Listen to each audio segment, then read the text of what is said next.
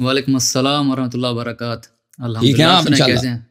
اللہ تعالیٰ آپ کو الحمدللہ، عزت آپ سنیں سلامتی دے۔ خیریت اللہ سے؟ تعالیٰ آپ کو تھینک یو سر۔ کہاں سے کال کیا نام ہے؟ میرا نام محمد ماہر، ضلع راجن پور سے بات کر رہا ہوں، پاکستان۔ راجن پور؟ راجن پور کہاں ہوتا ہے؟ جی، دیکھا ہے؟ نہیں کہاں پڑتا ہے راجن پور؟ یہ ملتان کے نا چوتھے ضلع میں آتا ہے۔ اچھا اللہ آپ کو عزت سلامتی دے۔ پنجاب کا سب سے آخری ضلع یہی ہے، راجن پور۔ راجن پور، اللہ آپ کو سلامتی دے۔ جی سر۔ جی سر، اچھا سر، میرا سب سے پہلا سوال یہ تھا کہ آپ نا شیخین کو مطلب آپ کہتے ہیں کہ یہ نعوذ باللہ کافر تھے، جو ان کا ایمان نہیں تھا، آپ اس طرح کہتے ہیں، تو آپ کے چلو آپ تو ایک نا دلائل کے لحاظ سے آپ بات کرتے ہیں، ایک آپ کی حد تک بات چلو سمجھی جائے کہ دلائل کے لحاظ سے آپ دلائل دے رہے ہیں، لیکن اس کے بعد جو ہمارے اشکالات پیدا ہوتے ہیں نا، ہمارے ذہنوں میں جو شکلات پیدا ہوتے ہیں وہ مختلف ہوتے ہیں۔ مثال کے طور پر میں آپ کو سمجھاتا ہوں، اگر آپ کہتے ہیں کہ شیخین کا اسلام نہیں تھا نعوذ باللہ، تو اگر ہم دیکھا جائے تو حضرت علی رضی اللہ تعالیٰ عنہ ان کے ساتھ رہے، سب خلفاء کے ساتھ رہے، آخر میں ان کی خلافت ہے نا مسلمانوں کے نزدیک، تو اگر دیکھا جائے وہ تو نعوذ باللہ کافر تھے آپ کے نزدیک شیخین، اچھا، اور کافر ہونے کے باوجود وہ ان کا ساتھ دے رہے ہیں، اور وہ مطلب عمر کے دور میں وہ چیف جسٹس بھی رہے ہیں، چیف جسٹس ہونے کے باوجود بھی وہ ان کا ساتھ دے رہے ہیں کافر کا نعوذ باللہ آپ کے جو نزدیک ہے، پھر ہم ان اشکالات کو کیسے دور کریں؟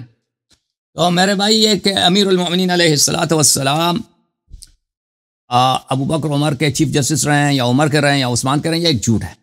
امیر المؤمنین علیہ السلام نے ابو بکر عمر سے کوئی عہدہ قبول نہیں کیا، یہ کسی آپ کے کتاب میں بھی نہیں ہے، آپ کے کتاب میں بھی نہیں ہے، یہ جھوٹ آپ کے علماء نے مشہور کر دیا، پاکستان میں یہ جھوٹ مشہور کر دیا کہ وہ چیف ان کے موجودہ حکومت میں تو رہے نا، ان کے ساتھ تو رہے نا، عرض یہی ہے کہ چیف جسٹس پر جھوٹ ہے بھائی کہ وہ چیف جسٹس رہے، اس کے علاوہ ان کی حکومت ابو بکر عمر کی حکومت میں ان کا کوئی عہدہ نہیں تھا۔ اگر کوئی کہتا ہے کوئی عہدہ ہے تو آپ اپنے کتاب تاریخ کی کتاب سے ہمیں دکھائیں، چلیں ہم آپ کی کتابوں کو حجت نہیں مانتے، لیکن پھر بھی اپنی کتابوں سے آپ کچھ دکھائیں نا، یہ جھوٹ مشہور کر دینا دیکھیں، کیونکہ اہل بیت علیہم الصلوۃ والسلام حق کے معیار ہیں۔ آپ کے علماء کو یہ پتہ چل گیا ہے کہ بھائی ابو بکر عمر کی ہم نے عزت اگر بنانی ہے، ان کا اسلام ثابت کرنا ہے، ان کی خلافت ثابت کرنی ہے، تو رسول اللہ صلی اللہ علیہ وسلم یا اہل بیت علیہم السلام کے تھرو ثابت کریں گے، پیغمبر سے ان کی خلافت کی تو کوئی حدیث نہیں ہے، تو اہل بیت علیہ السلام سے نکالنے کی کوشش کرتے ہیں اس طرح جھوٹ پھیلانے سے۔ تو آپ جن لوگوں نے آپ کو سنایا نا کہ وہ چیف جسٹس تھے، یا انہوں نے کوئی عہدہ قبول کیا تھا، کوئی گورنر تھے، یا کوئی فوج کے سالار تھے، یا مثلا ٹیکس کلیکشن پہ یا زکوٰۃ کلیکشن پہ ان کی ڈیوٹی تھی، وہ ہمیں دکھائیں، اپنی کتابوں سے دکھائیں، کوئی ڈیوٹی نہیں تھی ان کی، کچھ بھی نہیں تھا، تو ایک بہت بڑا جھوٹ مشہور کیا تھا۔ اب جہاں تک کہ وہ ساتھ رہیں کیا مطلب، ان کے ساتھ رہیں، وہ ہمیں دکھائیں کہ آپ ساتھ رہنے سے کیا مراد دیتے ہیں۔ اگر مراد یہ ہے کہ بھئی وہ ان کی حکومت میں رہتے تھے، جی ہاں بالکل ان کی حکومت میں رہتے تھے، ساتھ لینے سے مراد یہ ہے کہ اگر حضرت علی رضی اللہ عنہ ان کو ساتھ رہے ہیں، ان کے خلاف کوئی ایکشن کیوں نہیں لیا؟ یہ الگ بات دیکھیں، تو ان کی حکومت میں رہیں، یہ بہت ایکشن نہیں ان کا، یہ دو بہت بات ہے نا، ایک دفعہ ساتھ رہنا کہ بھائی میں آپ کا ساتھ ہوں، میں آپ کو سپورٹ کر رہا ہوں، یہ الگ بات ہے، پھر وہ تو آپ ثابت نہیں کر سکتے کہ انہوں نے تائید کی ہو، انہوں نے سپورٹ کی ہو، انہوں نے ان کے حق میں کوئی خطبے وغیرہ دیے ہوں، کچھ بھی نہیں ہے، ٹھیک ہے نا، وہ تو کچھ بھی نہیں ہے۔ آپ اپنے کتب سے، میں نے عرض کیا کہ آپ کے علماء لے کے آئے نا، اپنے کتاب سے لے کے آؤ، چلیں یہ چیف جسٹس تھے، یا فوج کے سالار تھے، یا گورنر تھے، یا ان کی جانب سے فوج لے کے گئے کہیں پہ حملہ کیا، وہ تو کچھ بھی نہیں ہے نا۔ تو ساتھ رہنے کا صرف یہ مطلب ہوا، آپ بات کرنے دینا پلیز، بات کرنے دینا، ساتھ رہنے کا مطلب یہ ہوا کہ ان کی حکومت میں رہتے تھے۔ اب ہندوستان میں کتنے مسلمان رہتے ہیں بھائی؟ پاکستان سے زیادہ تو ہندوستان میں مسلمان ہیں، کتنے کروڑ ہیں وہاں پہ؟ ہوں گے کوئی 200 کروڑ مسلمان ہوں گے، 180 200 معاف کیجیے گا 18-20 کروڑ مسلمان ہوں گے ہندوستان میں، تو وہ کس کی حکومت میں رہتے ہیں بھائی؟ کس کی حکومت میں رہتے ہیں؟ انڈیا ہندوستان کون ہے اس کا لیڈر؟ مودی جی، وہ اس کے ماتھے پہ کیا لگتا ہے؟ وہ لال ٹکا لگاتا ہے نا، اس سے پہلے کون تھا؟ آپ سن لیں، نہیں آپ سن لیں بھائی، میں استدلال سن لیں، اس سے پہلے کون تھا؟ ان سے پہلے تھا وہ سکھ تھا نا، وہ بھوت جیسا اس کا شکل تھا، کیا نام تھا اس کا، ہندوستان کا جو وزیر اعظم تھا، اس سے پہلے وہ واجپئی وغیرہ، اور یہ واجپئی یہ مودی، یہ لوگ جو ہے نا یہ مسلمانوں کے اچھی نظر سے نہیں دیکھتے، ان کے یہ مسلمان کے کافی جو ہے وہ بری نظر سے دیکھتے ہیں، وہ غدار سمجھتے ہیں مسلمانوں کو۔ تو بہرحال اب جو ہندوستانی وہاں پہ رہتے ہیں، اس کا مطلب یہ ہے کہ وہ مودی جی صاحب کو بہت ہی نیک آدمی، اعلیٰ آدمی، خلیفہ رسول سمجھتے ہیں؟ نہیں بھائی، حضرت موسیٰ علیہ السلام فرعون کی حکومت میں رہتے تھے، وہ فرعون کو کیا کوئی واقعاً ان کے سپورٹر تھے؟ نہیں، ان کی حکومت میں رہتے تھے۔ حضرت فرعون کی خلاف لیا نا، مولا علی نے فوج لیا پھر ان کے خلاف. کوئی موسیٰ علیہ السلام نے کوئی فوج نہیں نکالا. موسیٰ علیہ السلام نے کوئی لشکر نہیں لکھا ہے، کبھی کوئی ایکشن نہیں لیا. آپ سن لیں پلیز، سن لیں. حضرت ابراہیم علیہ السلام نمرود کی حکومت میں رہتے تھے. نمرود بھی ایسا کافر کہ خدائی کا ادعا کر رہا ہے. فرعون ایسا کافر کہ خدائی کا ادعا کر رہا ہے. نہ موسیٰ نہ ابراہیم علیہ السلام نے ان کے خلاف کوئی فوج نکالی ہے، کوئی ایکشن لیا. ٹھیک ہے نا. ہاں اگر ان کے پاس فوج ہوتا، لوگ سپورٹر ہوتے نا ابراہیم علیہ السلام کے، لوگ ایمان لاتے ہیں، ان کی تصدیق کرتے ہیں بہت بڑی تعداد میں، تو ابراہیم علیہ السلام ضرور، جیسے انہوں نے شہر سے وہ لوگ باہر گئے تھے عید کے لیے، تہوار کے لیے، تو ابراہیم علیہ السلام نے اکیلے جا کے ان کے بتوں کو توڑا ہے. بتوں کو توڑا ہے نا. اگر ان کے پاس زیادہ لوگ ہوتے تو پتہ نہیں ابراہیم علیہ السلام کیا کرتے. وہاں پہ اسلامی حکومت بناتے حتماً، اور نمرود کو جو ہے وہ جہنم واصل فرماتے. لیکن نہیں تھے لوگ، ان کا کوئی ساتھی نہیں ہے، ساتھی کوئی بھی نہیں ہے. تو آخر تک نمرود اپنی تخت پہ رہا. ابراہیم علیہ السلام کو بھاگنا پڑا، وہاں سے چلے گئے کہ وہاں سے ہجرت کی. تو دیکھیں، تو امیر المؤمنین علیہ السلام اگر ان کی حکومت میں رہتے ہیں، اس کا مطلب یہ نہیں اگر میں مثلا میں امریکہ میں رہتا ہوں، اس کا مطلب یہ نہیں ابھی دیکھ میں امریکہ حکومت کے خلاف کوئی قدم نہیں اٹھاتا، کبھی میں جہاد شروع کروں، کبھی نہیں. یہ بیوقوفی حماقت ہے، میں کیوں جہاد شروع کروں؟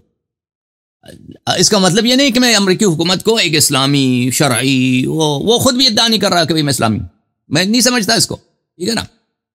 اسی طرح جو ہندوستان وہاں رہتے ہیں، جو مسلمان ہندوستان میں رہتے ہیں، جو مسلمان یورپ میں رہتے ہیں.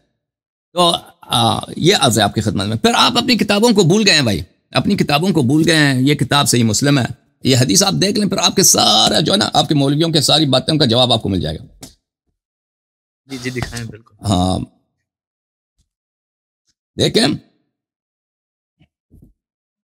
یہ صحیح مسلم ہے، چاپ دار احیاء التراث العربی، چاپ دار الفکر، سنہ 2010 میں دار الفکر بیروت میں چھپی ہے. یہاں یہ کتاب الامارہ ہے، کتاب الامارہ. دیکھیں یہ کتاب الامارہ یعنی بادشاہت، سیاست کے احکام. یہاں پہ ملاحظہ فرمائیے، یہاں پہ ایک باب ہے، باب الامر بالصبر عند ظلم الولاة واستعثارهم. رسول اللہ صلی اللہ علیہ وسلم نے فرمایا اگر آپ کے حاکم، آپ کے وقت کے امام، آپ کے خلفاء پہ ظلم کریں تو آپ کیا کریں؟ صبر کریں. وہ جب ظلم کریں، واستعثارهم، جب وہ آپ کے حقوق چھین لیں، آپ کے حق کو وہ نہیں دیتے بھائی، آپ پہ ظلم کرتے ہیں، آپ کے حق کو وہ چھین لیتے ہیں، آپ صبر کریں. دوسرا باب جو ہے دیکھیں، باب فی طاعت الامراء وان منعوا الحقوق. امیر کا آپ نے طاعت کرنا، چاہے وہ کتنا فاسق آدمی ہو، اور مسلمانوں کے حقوق کو وہ پامال کرتا ہے. آپ کے حق کو، مثلا آپ کا جو حق بنتا ہے، آپ کا گھر ہے، آپ کی تنخواہ ہے، آپ کی جو جائے وہ چھین لیتا ہے آپ سے. آپ کو لڑنے کا، ایکشن لینے کا اختیار نہیں ہے، بلکہ آپ کو صبر کرنا ہوگا. اچھا، پھر اس سے اگلا باب الامر بلزوم الجماعة عند ظهور الفتن وتحذير الدعاة الى الكفر ووجوب ملازمة المسلمين في كل حال وتحريم الخروج على الطاعة ومفارقة الجماعة. اس باب میں یہ ہے کہ آپ مسلمانوں کی جماعت کے ساتھ رہیں ہر حالت میں، اور یہ حرام ہے کہ آپ خروج کریں حاکم وقت پر، چاہے وہ کتنا فاسق ہی کیوں. پھر اس میں جب آپ احادیث میں آ جاتے ہیں، احادیث میں تو یہاں تک ہے کہ اگر حاکم وقت شیطان بھی ہے، آپ اس کی اطاعت کریں. شیطان بھی حاکم وقت بن جائے تو اس کی اطاعت کریں. تو لذا میرے بھائی، جب آپ کا اپنا عقیدہ ہی یہی ہے کہ حاکم وقت چاہے شیطان ہے، رسول اللہ صلی اللہ علیہ وسلم نے فرمایا کہ جتنا ظالم ہے آپ صبر کریں، وہ جو آپ کا حق لے لیتا ہے آپ صبر کریں، آپ کو تلوار نکالنے کا حق نہیں ہے. تو پھر آپ تو نہیں کہہ سکتے کہ امیر المومنین علیہ السلام نے کیوں تلوار نہیں نکالا ہے. ٹھیک ہے نا. ایک چیز جب حرام ہے، ابھی دیکھو، ابھی آپ مسلمان ہیں، میں بھی مسلمان ہوں، ابھی قرآن پڑھنا ثواب ہے. ٹھیک ہے نا. اگر آپ قرآن پڑھ رہے ہیں تو میں آپ کو اعتراض کر سکتا ہوں کہ تم کیوں قرآن پڑھ رہے ہو. بالکل. کوئی اعتراض کرے تو اس کا مطلب ہے کوئی مسلمان نہیں ہے، وہ تو ایتھیسٹ ہوگا نا، بے دین ہوگا. آپ کے نزدیک مولا علی نے پھر صبر کیا ہے. ابھی ایک شخص شراب نہیں پی رہا، اور بھائی وہ جو آپ پہ اعتراض کرے کہ آپ شراب کیوں نہیں پی رہے، وہ مسلمان ہوگا یا دنیا کا سب سے بڑا فاسق ہوگا؟ نہیں، مسلمان تو ہوگا، فاسق ہوگا نا، دائرہ اسلام سے خارج تو نہیں ہوگا نا. اگر کوئی آپ کا اعتراض کرتا ہے کہ آپ کو شراب پینا چاہیے، آپ شراب کیوں نہیں پی رہے، آپ کو زنا کرنا چاہیے، آپ زنا کیوں نہیں کر رہے، وہ مسلمان یا کافر ہے؟ نہیں، مسلمان ایسا کہہ سکتا ہے؟ ختم بات. وہ مسلمان ہو، مسلمان مجھ پہ اعتراض کر سکتا ہے کہ تو زنا کیوں نہیں کر رہا، تو شراب کیوں نہیں پڑھا، تو نماز کیوں پڑھتا ہے. جب آپ کے مذہب میں یہ ہے کہ رسول اللہ صلی اللہ علیہ وسلم نے کہہ دیا ہے کہ حاکم وقت ظالم ہے، شیطان ہے، جیسا بھی، اس کے خلاف آپ تلوار نہیں اٹھا سکتے، تو پھر آپ کا یہ سوال کہ امیر المومنین علیہ السلام نے تلوار کیوں نہیں نکالا، اس طرح کہ آپ مجھ سے سوال کریں کہ تم کیوں قرآن پڑھتے ہو، تم کیوں شراب نہیں پیتے، تم کیوں بھائی تم کیوں نماز پڑھتے ہو؟ نماز کی جگہ جا کے لواط کیوں نہیں کرتے؟ اس میں بڑا مزہ ہے. تو اس کا مطلب یہی ہوگا کہ سامنے والا یہ تو مسلمان تو ہو نہیں سکتا نا. اس طرح کا سوال کرنے والا، اس کا سوال کرنے والا ایک کافر ہے، کیونکہ وہ شریعت کو نہیں مان رہا. ٹھیک ہے نا. تو آپ کا یہ جو سوال آپ کے مولویوں نے آپ کو سکھایا نا، یہ آپ کی یہ سوال کا اساس کفر پر ہے نہ ایمان پر. میں کسی مولوی کی طرف سے نہیں آیا ہوا، میں خود سرچ. یہی ہے، یہ جو ہے آپ کے مولویوں کے پاس اس کے سوا کچھ ہے بھی نہیں. ان کی تقریر سنے نا، وہ آخر میں اسی پہ آ جاتے ہیں، ادھر جاؤ ادھر جاؤ. اس کے دلیل امیر المومنین علیہ السلام نے ان کے خلاف تلوار نہیں اٹھایا.